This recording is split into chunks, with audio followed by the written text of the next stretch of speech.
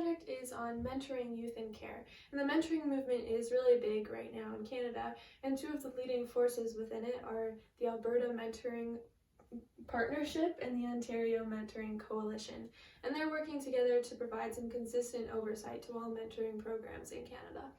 So at my placement, I've been at the Children's Aid Society of Toronto, and I've been giving oversight myself to the mentoring program there for both youth in care and youth who are living with their families but have a case file open with CAS. So different mentoring activities that can take place are things from anything from assistance with problem solving and life skills to talking about relationships and boundaries, the mentor giving emotional support and role modeling for the mentee, giving practical help, tutoring, giving future and educational and financial guidance.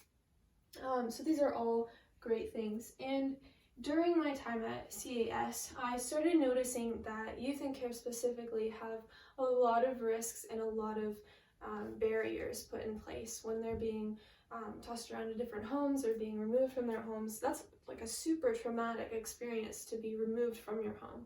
And that's one of the barriers that are in place. There's so much instability and frequent transitions, lack of control, high stress environments, relationship loss, and all of these lead to the many risks. So things like the inability to connect with others, high school dropouts, unemployment, homelessness, lack of basic life skills, mental and physical illness. There's just, the list goes on with all these risks that are in place for youth in care.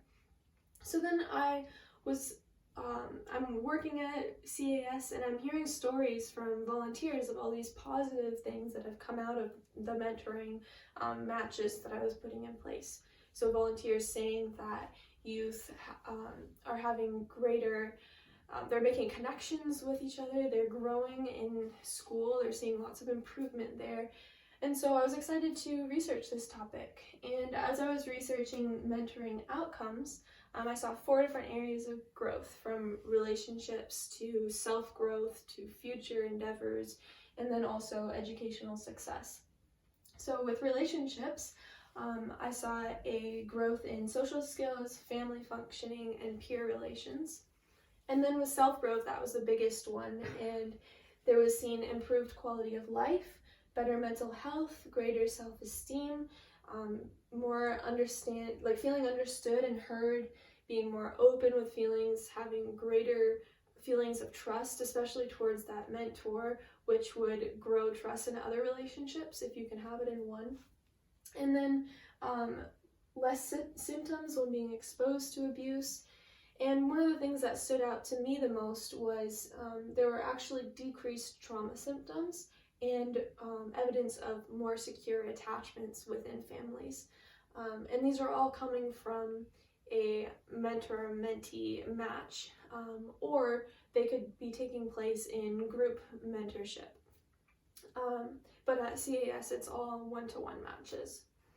And then for future success, I saw that people who have had mentors in the past have a greater chance of securing employment in the future, but also are able to have aspirations and goals in life and go for them and get it, often because that encouragement is coming from their mentor who's guiding them along and pushing them to reach for those goals. And then for educational success, I saw an increased length of time in school, better school behavior, better school outcomes from grades to even graduating, and then less bullying and victimization within schools, which is something that youth in care specifically deal with a lot.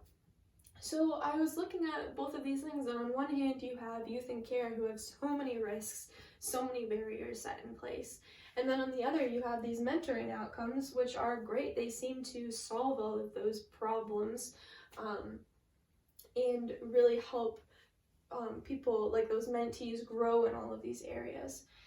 And so it just makes sense to me. Why not, if there's these youth who are struggling in these ways, why not provide them mentors to help them through?